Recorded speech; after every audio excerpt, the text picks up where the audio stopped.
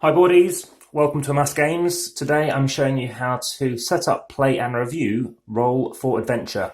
If you are watching on Instagram or on Facebook, please make sure you head over to YouTube.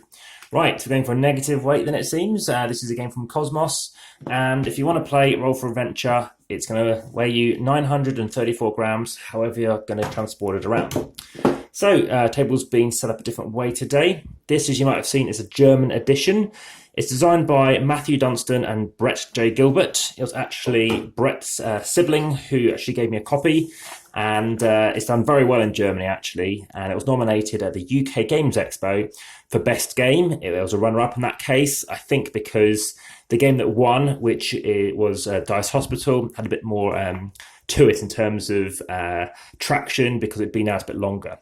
So, in terms of the rules, these are all here. It's in English as well, but I've put the German ones underneath the box. So you can have a number of bits of dice. It's a cooperative game. It's a themed game, but it looks fairly abstract. But having said that, it's quite an exciting premise as to what you're doing and what you're going to be involved with. As like all their other games by those two, they're probably the most famous sort of collaborative guys out there. It's a game that takes around 30 minutes or so. I would say even the first game with somebody, once you've explained it and set it up, we actually managed to win in 24 minutes, and they're not even a co-op kind of person. But for people who have played co-ops with, we actually have lost. So it's interesting how you can have that kind of balance. So various dice available for you. You can play this 2 to 4 players, and there are certain colours, as you can see. But certain colours are not available to play with if you're going to play, say, with fewer than 4 players, as an example. So these 4 are bonus dice. You just have 4 of those colour. You're going to have 5 of these like lovely orangey yellow colour. And please watch the dice distancing video. This game does very, very well for how far these roll. And it's the bouncing. It's like this acrylic feel. And I don't know what it is, but this hybrid way they put them together, that's very effective. So lots of bags, and I'm just going to show you through some of these bags. So these are some special baddies you can fight, which I will not be showing you in this particular game, and you can even make your own baddies. You can combine these baddies together. And in terms of these boards, they have a B side and an A side. I'll just show you the A side, and if you're interested, you can kind of see that these kind of layouts, of course, you can rewind and watch this video again to see how they look. But they're basically different sides. So the premise is we are heroes, very standard trope kind of heroes with warriors and mages and stuff like that. And we're looking to ultimately defeat this evil sorcerer. So that's going to be for the evil sorcerer. I'll leave that to one side. This is the evil sorcerer himself, which I'll come back to. And I'm going to put some dice away just to set up for a 2-player mode, because I think it's a lot easier that way. And as I mentioned, they do roll very well. I'm also just going to slightly arrange the table differently to make it a bit more aligned with, there we go, so it matches up back more with that back edge. So let me just chuck the box out of sight. It's not a big setup at all, but let's do it like this. So we do it like this. Now there's another game called Crown of Amara, which I've showed you before, and you can always check that out. But in that game, these pieces can come apart. It's a very ingenious thing they've done here, which means these pieces will actually keep them together, so that no longer falls apart. So it's very good bit of fun there. Now there is a certain layout, so unlike, not that it matters, in Crown of Amara you can mix them and match them, and it can change up the game a little bit. This time you do have to have a certain layout, but it doesn't affect things whatsoever. You could probably add up a fan rule if you wanted to do such a thing. So that goes in there, and then this goes here. So what are these territories called? Well, we have the fortress, so you can kind of see a tower in the background. I mean, the artwork I do like in this. We've got this kind of jungle swampy area, we've got the ice lands, and then we've got the desert. So I'm going to say I'm playing as blue. We've got another player, let's say they are green. So as you can see, they do kind of match the different colours. Now in a 2-player game, you're going to actually have 2 allied dice which you can use. I think I'm going to explain it as a 2, because then you can see more examples of what can happen. In a 3-player, you can take 1 of these each. So everything else you're going to put back in the bag, you won't need them. These lovely little clever little marble-like skulls, they go in the first base there. And ultimately, you'll lose the game if any one of these skulls reach the final spot. That's one way you can lose. Also you can lose is if you use up your dice, which I'll come back onto. So now you need to start thinking, well, have you played cooperative games before? This, by the way, you're going to set up in the corner. What this is basically is to do with a monster deck. You're going to have some player cards here. And if you haven't played cooperative games before, they recommend you use the Book of Magic. So if you use the Book of Magic, what this means is you're trying to get 5 Power Stones and place them there. If you have played them before, you might want to use the Sword of Saints card, which involves having 6 things here instead. The guy who I did play co-ops with before, we lost, and we hadn't even reached 5 at that point. When I played it with someone who isn't really into co-ops, they managed to actually get 5 and complete it. The person who likes co-ops generally preferred this game more, and I think that's down to the fact that sometimes I find games I lose at, I prefer because it encourages more to really understand what they're about. So you want to put this there, and you want to put this there. It doesn't really matter, just one of the sides. Okay, so what this is for is basically showing you some of those shards. So you've got these, I might sort of call them infinity stones or something. 5 things of your choice, chuck them there, and when you can unlock them, which are basically these kind of symbols, you're going to place one over here. Like so. Do 5 and you instantly win the game. Put them back in the bag, the ones that you're not using. So there are obviously more books you can use, and you can combine things and do different things as well. So let's say the green player is over here, and then the blue player will have on this side. Remember, 2 allied dice to start off with. The final thing to set up are these little pieces of card, and what they're going to do is go in front of the fortress bit. Although, it turns out I actually have set up the B side here. I have played with a mixture of A and Bs, that's completely allowed, and it's fun. I've played this game as a 2, as a 3, and a 4, and I've had fun at all player counts. Not that it matters at all, based on duration as well. So what you're doing is you're covering this place here. These are basically things you need to unlock to get one of those power stones. So in the course of the game, you are going to start. So let's just say blue starts. You're going to roll the dice, and you're going to place out these dice wherever you like. You also need to set up Monster of Magic, so he's the baddie. Leave him there for a second. Shuffling up these cards, which I'll come back onto. You do have some cards telling you a little bit about what you're doing, but to be honest, that's why I'm here, and it's not too complicated. So, shuffling out the cards. There's a slight curve for some reason for these cards. I'm dealing out piles of 8. 1, 2, 3, 4, 5, 6, 7, 8. That goes there. This goes underneath, and this goes on top. So there's going to be 16 cards before the Monster of Magic appears, that Master of Baddie Shadow stuff. And when he does appear, what you need to be doing is ultimately rolling some stuff again. I'll just show you some turns and you'll see what I mean. The final piece to set up on the board is this jungle piece. So this jungle piece is going to go here. Okay, so now the first player starts. I firstly look at my dice. You can play all of one colour or as many as you like. So in this instance, I could choose to say go here. Why would I want to go here? If I have 4 here, I get a die. If anybody else, my opponent, my teammate, in fact, goes there too, they'll get 1. 3 or 4 players, you're going to get more and more.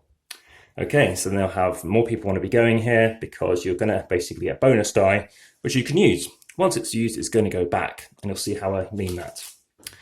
We will be handing out some kind of special power abilities, so we all have some unique power, but I'll come on to that in a moment. So if you have 4 things, you get bonus die. So like in Stone Age, it's nice to have a bit more of an engine going. If you have 5, you can actually cover baddie, which I'll come back to. Having 6 lets you reset one of these things all the way back to square 1, or oval 1. Very good if you're looking to obviously keep an eye and make sure that you're not about to lose. So what else do you have to be aware of? Well, that's only going to get you those special dice. It doesn't give you anything to do with the Power Stone. So what I could choose to do is go here. You must place a 5 or a 6. You can't place a 5 and or 6, so you've got to do like a 6 there. And every time you place, you're going to re-roll once you've placed your amount that you wish to do. Once you get all the way to here, you're going to get your Power Stone, and it's going to go here. Then this moves, and now it's going to cost you more to do it again, more again, and more again. So that's the jungle. Over here is the fortress. Place 4, obviously 4s, and you're going to break that, and it comes off. So now you can focus on the other 2. If you happen to do all 3, then you automatically get a Power Stone. Over here, it's very interesting, you get to place 1s. That's probably what I'm going to do. if you place 3 ones, you immediately move something across. Let's say this one. Anybody else who placed there gets their thing back. Now, if you happen to place an ally, and say it was the opponent or your teammate who does that, they will get all the allied dice. So you don't want to be short of dice, because if you can't roll, you're out of the game. You both lose the game instantly. So be careful. So imagine you go there and I get that back. Get 3 more and that goes there. Do 3 more, that goes there. And one of them will go here and it's permanently locked in the game. So it's worth probably using up an ally because they're the things that could swing the balance back and forth between who's playing. So that's how you'll play. You're going to play something out. So I'll probably, just as an example, I'm not saying it's a good or bad thing, do that. I roll again. This time, there we go. Lock it, do that. I get 2 dice back. And I've got my player board. So now let's talk about player boards. There are 10 you can pick between. They recommend random and then you can pick what you want to do. In this instance, what I'm going to suggest is there are 4 key ones of the 10 that they do say you should start off with. Here is a healer. You play one of your first dice without even rolling, move it back a space. You have the warrior, you have the fighter, and what he's doing is he can actually place 2 different dice at the same time out. Over here we have the shield maid. So again, you can fight a bit, and you can be a warrior and a fighter, and what you're doing is you can basically kill off a monster, which I'll come back to, with a 4 rather than a 6. And this person can re-roll as much as they like, really. So let's just say I'm the warrior, and let's say we've got that shield maid over here. So I've got different characters in play. These go back. So I've just remember use these up, and then the board for the next round. I've rolled 3 3s. In that case, let's go here. So I still have stuff for the next round. Now what happens is you have these located over here, and you pick a card. So you pick a card, and it's a wolf. So it's going to go there. For the time being, I'm just going to leave that in shot. In fact, what I'm going to do is move the box, just so you can kind of still see what it looks like. There we go. I think it looks quite nice like that. So you can see what it looks like. So what else do you want to be aware of? Well, from now on, you've got to be conscious that you're starting to hone in on certain things. So now the monster has been, and what he does is he must remove a value from its section. So it can do. So it takes this and it's going to the vortex. If there's nothing there, this increases by 1. So eventually that's going to reach here. And that's it. So now it's this person's turn. It's green's turn to roll. Let's stick him here. Here we go. We need a 3 ideally. We've got no 3s. 2 2s, 2 4s. Let's do the 2 4s and stick them here for the time being. Then re-roll again as mentioned. There's another 4. There's no 3s still. And let's use a 4, which is their ability to kill off a baddie. If you don't kill him off, you'll see what happens. So in that case, I want to show what happens when another guy comes out. I wouldn't recommend this, but it could happen. So instead, let's place out something else. Again, you're kind of now torn between certain things, like where else could I go? So we have this thing here. I don't want to place a die here because it takes the highest value first. I want to show you what happens with this thing. So let's just see if I can put it somewhere else. The 6, that'll work. Then roll again. And we have a 3, excellent. So the 3 goes here, we unlock that. Green gets its value back, it gets the ally because it was on his turn that it happened. Now blue's got more stuff, a 6 and a 1. I think we'll start going for this again. And we roll again, and we have a 3. So the 3 in this instance, let's just place over here. So what do we get out this time? Probably higher, it is higher, and in fact it's blue again. So firstly, you trigger anything lower than a 3. So if there's a 2 out or a 1 out, everything triggers. So this happens again. There's nothing to take, so it increases by 1. Then this happens. So this goes down again, and it increases again by 1. There's nothing to take. Now it goes back to blue. So this time, blue rolls, and what could it do? 3 3s, fantastic. So we've unlocked this. That comes off. That comes back. Green's got something to play with. And I roll a 5. So that can go here, because you can use either or.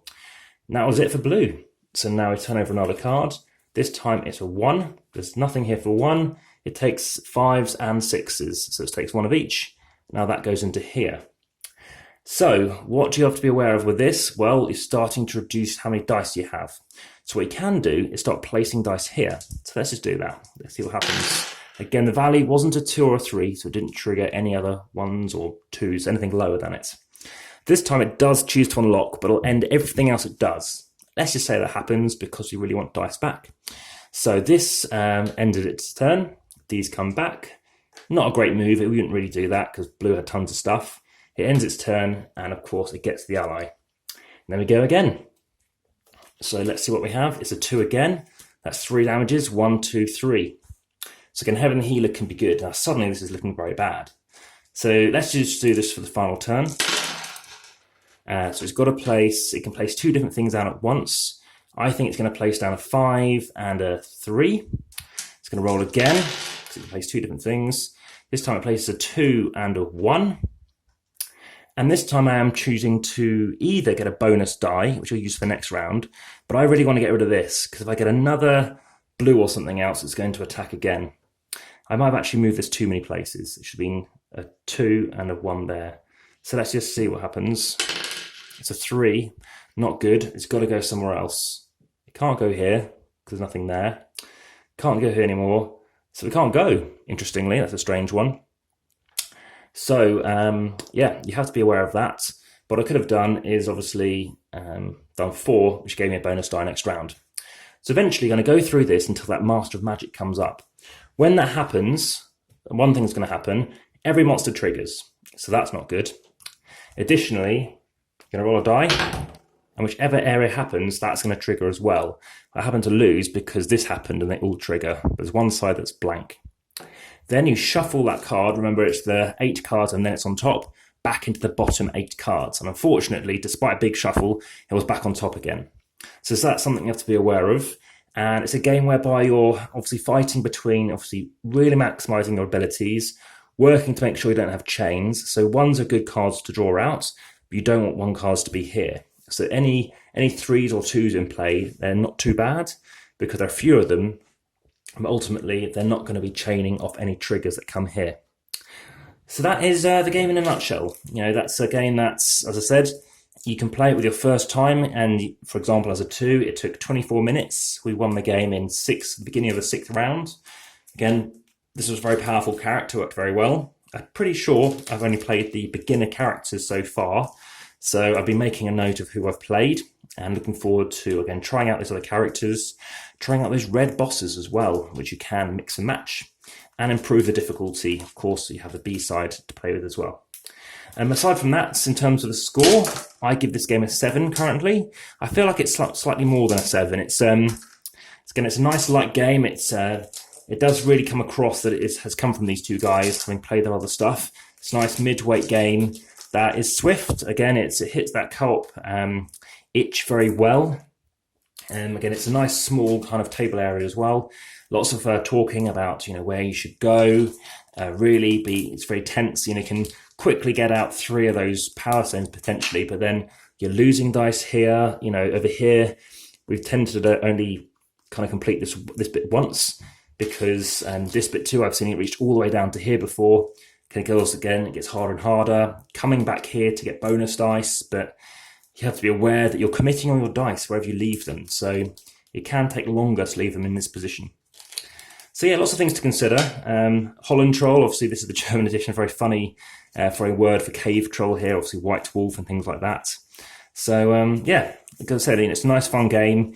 It's doing very well. It's done very well in terms of its playability and people enjoying it. And yeah, it's starting to get a bit more traction. So it's been out a couple of years and it seems to doing well in obviously a competitive market of co-ops. And they haven't done many co-ops from what I can recall, from what I've played, but it's definitely something that is going down, and it's something I think it's worth you guys hearing about because there's not too many videos out there, and it's something that it's a very good price as well. Actually, I've spotted, I've seen it for about £17 at least in the UK, so it's very reasonable. And with the fact that you want to obviously try and improve and do different missions, of course, A's and B's. Not just that, trying out different characters, but also those special monsters. There's a lot of replay value. I mean, I'm expecting to probably play 10 at least different missions. So that's got a good amount of stuff in there, but it all comes back to what you want to do. You don't have to follow a story. It's just down to you what you fancy playing. And of course, you can try the different characters as you wish. So even though this is in German, I find the amount of German in it is minimal and still a lot of fun. So cool, that is Roll for Adventure. I'll pack it out of the way now without any more delay.